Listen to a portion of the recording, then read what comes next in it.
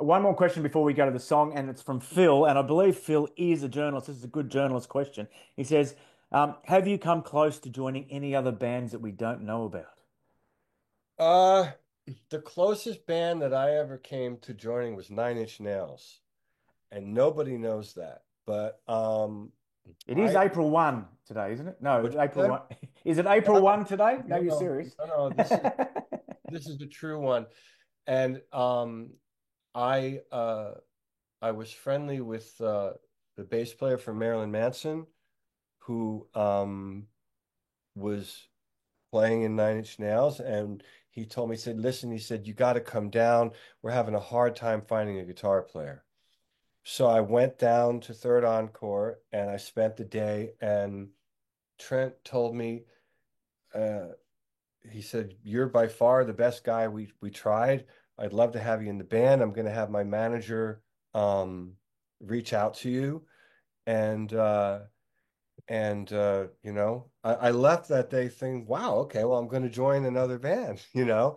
And then a week went by, and then another week went by, and I ran into Jordy, and I said, "What happened?" He said it was they were going, yeah, he said basically he said that he didn't want to open up Rolling Stone magazine and see Nine Inch Nails gets former Poison guitar player Richie Kotzen. He didn't want the association with a hair metal band in that camp.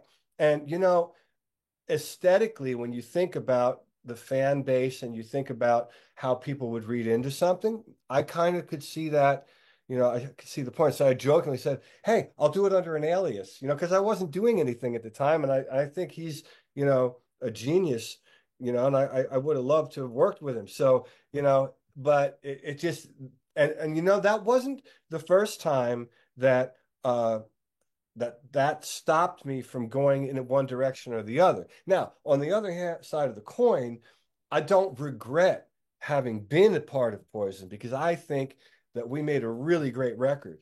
And so I would much rather have that record live where it's living than have done any of the other stuff that I could have done. But that's kind of how the music business is. A lot of it's Mm, not just about the music. A lot of people listen with their eyes. And mm, and it's unfortunate for a situation like that, but it is a reality and it's more like in the rock world, by the way. Like if I was playing, like I went off then and played with Stanley Clark. I was in Stanley Clark's band with Stanley Clark, Lenny White. They're Stanley Clark is an innovator and a legend. He didn't give a shit what band I was in before then. It was about the music. So that's kind of the cool thing about, jazz and jazz fusion. It really is about the music. So, and rock, although I'm a rock guy, I love it. It's not really, as much as they want you to believe it, it's not really about the music. It's about the music and a lot of the other stuff that come along with it. So you just have to kind of put that hat on when you're in that realm.